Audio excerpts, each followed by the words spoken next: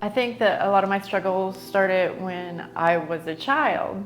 There was mental health problems, and that's a big part of my journey because as a child I was depressed a lot. I was an only child, and my father died when I was 2. And from then on out, things got kind of difficult. There were a lot of bad relationships in my mom's life. So I've had some abusive stepfathers, and I lived in a lot of fear.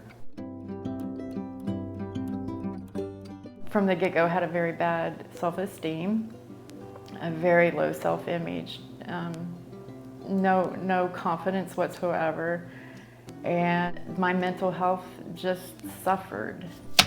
I just didn't feel good enough ever. And when I became old enough to take a drink of alcohol, and I figured out that it gave me some confidence, then I used it. Like I binge drank because it made me social. It was the only thing that made me social. They diagnosed me at one point with bipolar disorder, and then I kind of lived in the label of having bipolar and being mentally ill, and I took that as who I was. And I was in and out of the hospitals a lot, psych units and so forth for several years. I mean, and I wasn't able to hold a job, a full-time position, and I got put on disability for my mental health. I also picked some really bad relationships. I looked at other people for validation, and they were abusive or they were alcoholics and so forth.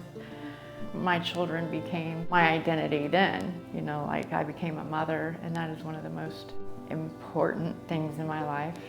They put me on the psych meds, and I gained 100 pounds. I mean, it was just terrible.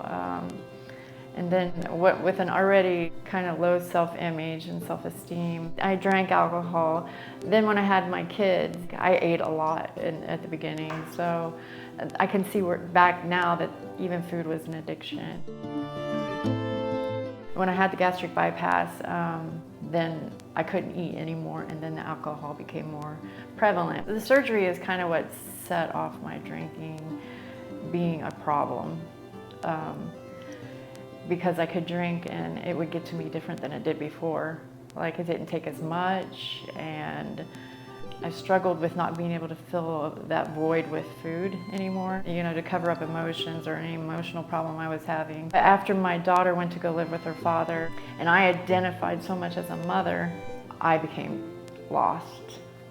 Drinking and drugs filled not only the void I had where God needed to be, my daughter was gone. And when I identified as a mother, then I was kind of lost for a long time. I did drink a lot, and I started using illicit drugs. I went through a phase of like a many-year phase of crack and meth and even intravenous use. And it was just to fill the voids that I was feeling.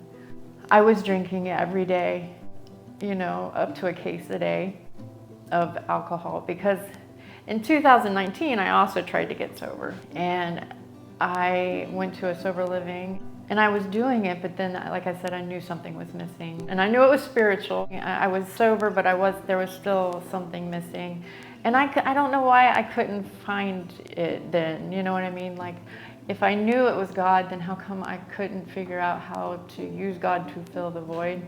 And I left that sober living and went back to where the addiction started and used again. And then within a month of that 9-month stint of sobriety I had then, within a month I had broken my nose and ended up in the hospital for 7 weeks with a perforated ulcer. My health started really suffering. I almost died.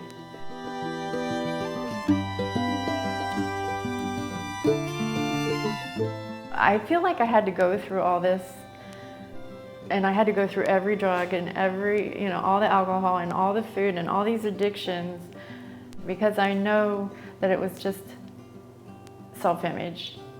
A lot of it just had to do with a terrible self-image. Even being diagnosed with that mental health and the depression that I had, if I felt better about myself, then I don't think I would have, you know, lived the way I did. the barrier of the depression and the barrier of being bipolar, I don't even feel that anymore. I feel like I am thinking better than I have thought my entire life.